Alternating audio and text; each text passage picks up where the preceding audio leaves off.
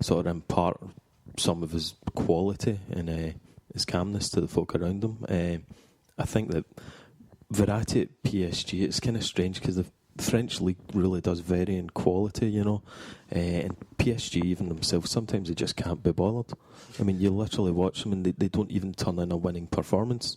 I mean, they're always slow starters, but I mean, this season, if Ibrahimovic isn't on form and rattling in the goals, they're just not at the races, So where are they? Fourth, fifth? So they're not behind St Etienne at the minute. I think they just drew at the weekend there. So I think he's been hindered in the way that he's not got the strength of opposition to play against. But really, PSG's goal is winning the European Cup, Champions League, and they look like they might be a contender this year if they get the team to gel. They usually do step up for the European games, and they do have that kind of quality throughout the team. So it's a mixed bag, isn't it? You get a chance to play in the Champions League amongst a team of superstars, but then on a weekly basis, you're very much the kind of the Celtic of France. You're complaining about the standard of games that you're playing. Also, even the tactics in France are usually two defensive midfielders, pretty kind of set every team that you play. So you're not getting really the breadth of kind of opposition and tactics against you. And now PSG are they're the kings of that league. Everyone's out to take them down, so it can be them trying to break down a very defensive opposition each time. So I think he has just signed a new contract. I think he will become a great player. Whether he truly gets taken to the hearts of the Italy fans is a different matter. They're going to have to start really playing him. It's a great point. Just looking at as you say, the French league is actually kind of tight at the moment. It's Lille, Marseille, Bordeaux. They're all on 10 and 11 and 10 points. St Etienne are fourth and fifth. So it is kind of quite open at the moment. But you would expect PSG to Monaco, as Dermot just points out, are 19th. With 4 points. Biding their time. Lost, draw, won, lost. It's not great. Christian, we'll come to you, and it's to everyone. Lavezzi to Liverpool. There's been rumours that he's not been playing as much as he should be, in my opinion. There's rumours that there's a chance he might go to Liverpool. I thought he played well in the World Cup.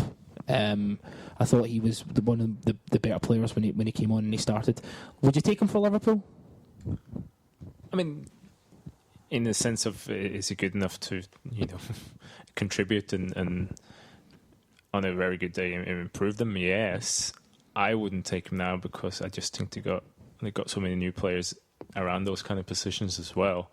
To try and shoehorn another one in from January is thanks but no thanks. I think I think if it had been earlier in the summer, if it's been instead of say maybe Lallana or even Markovic, yeah. But I think you made the purchases now and you should stick with them and keep them going.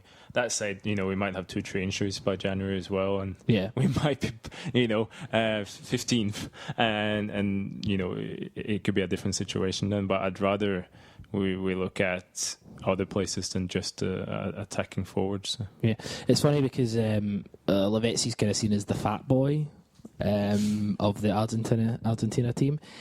So if you compare him being fat to Chris Commons being fat, for example, it's night and day. So I'd put it, Louis. Louis, the Madrid derby. Did you get a chance to see it yourself? No, I didn't. I was trying to keep up with it on Twitter, but I couldn't actually watch the game, no. Well, Chris, you certainly you did the preview and you predicted a slim 1-0 victory for Atletico, but it was 2-1, so you weren't necessarily that far away. Did you get to see it? I got to see bits and pieces of it. I thought the game went as much as I thought it would. Atletico seem to have the ability to contain and stifle Real, but they've got a real attacking potency as well when need be. Their signings in the summer I thought were really good. Atletico, very clever, especially after losing Costa. Mandzukic is excellent. Mandzukic, they signed Cherchi and God, I'm right out of my head who they've signed now, but I thought they bought really well. How will Cherchi do? I don't know. Cherchi's a really funny one. lacks consistency. Well, this is exactly what it was. At Roma and at Fiorentina, I don't think he ever kind of clicked. He stepped down a level to Torino, and again, I think he felt wanted. He felt as if he was one of the main players there, so he flourished a bit. Italians abroad, I think, tend to not do as well as they could, and as they should, possibly. As they should is probably a better way of doing it. I'm not sure how we'll do. I really am not. It's a good club to go to though, because I think Simeone's a good manager. I think he could help bring him on, but it could go either way. Yeah, Simeone to me seems the type of guy who you want to play for. He seems like he really galvanises the squad and he really gets the best out of his players. He's got that same aura that Conte does, in terms of both defensive midfielders as well. Well, yeah. You don't particularly want to lose for him. You want to win for him as much as yourself, and you don't want to let him down. That might just be crap, but that's the way it seems to me. No, you know what I mean? I completely agree. Okay, we're finishing up now. Any kind of last kind of comments or points? We actually will. The kind of thing I'll end on is Suarez back for the first El Clasico. That's when his ban runs out, so that'll be interesting to see how he adapts to that. It's a game to get his teeth into, though. I mean, that's the. Am I right? Before we go, I'm going to say 2 words to Christian. Roy Hodgson, take it away. Yeah, no, I mean, I really like him. No, I'm saying the other day as well, in a way it's good that he keeps England ticking over, because I still got a hope that he's going to get the Man United job somewhere down the line and he just take them apart completely. He's did well. Got a couple of Liverpool players injured, which he seems to do all the time, and he's just horrible, man. Yes, did you see him react? Basically, they said, so one of the journalists says, "You only had 2 shots on target," and he went, "What are you talking about, shots on target? What about the shots that were blocked?" They weren't on target. That's Craig Brown material. Oh, yeah. We get more corners than them. But what he said, though, he said, like, 2 shots on target. You can't use stats. You can use stats to prove everything. And said, like, we had the most possession. So in the very next sentence, he's contradicting himself from what he said the sentence before. This is quite random, and I don't know if anyone will have seen this. Has anybody seen the episode of Only Fools and Horses where Raquel's staying with the great El Raimundo, the magician guy, and Dale punches him? No. He sounds exactly like Roy Hodgson. See if you ever get a chance to check it out. So close your eyes and you'll think that's Roy Hodgson. The great El Mundo. I think Raimondo. Tweet us your thoughts on Only Fools and Horses. If MD's seen it, come on, I'm right, aren't I? Okay, well, terrific podcast as usual. Christopher Sermanni, thanks very much. Thanks for having me. Louis McCaffrey, thanks very much. Thanks for the tea. Dermot Coyle, thanks very much. Cheers. Christian, thanks for coming on. It was excellent. Thanks very much. I thought it was going to be a referendum special this one, so I came loads with stats and everything, but well, you're Norwegian, so I don't get to vote. That's yeah. I know. But if you could vote, Christian, what would you vote? I'd vote yes. I think we'd all vote yes when we're a pro-independence podcast. We will vote yes. PIP, pro-independent podcast. Yeah. Anyway, as we say, thanks for coming on, Christian, and I'm sure we'll have you on, within the next couple of weeks or something. After Daila's fired. Because I'll be honest, Sermanni's wanted to have you on for a while because he just wants to. No, do you know?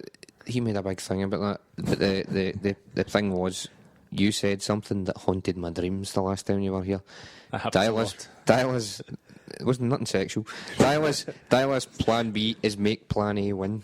And when we were playing leg here, his plan A was get pumped. It was like he kept trying it, and I was like, he's fucking right. He's right. He's just going to keep trying that. And I thought that really worried me. But he has become more pragmatic. Yeah.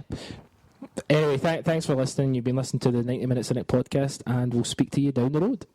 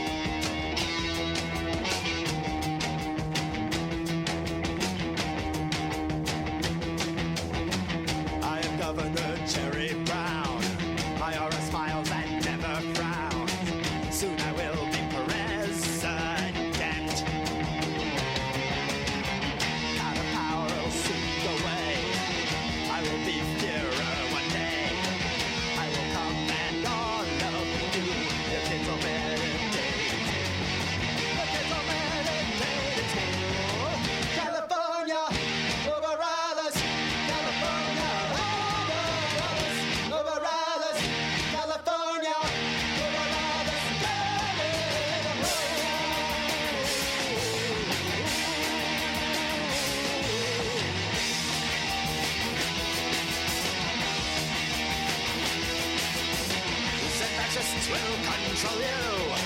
100% natural.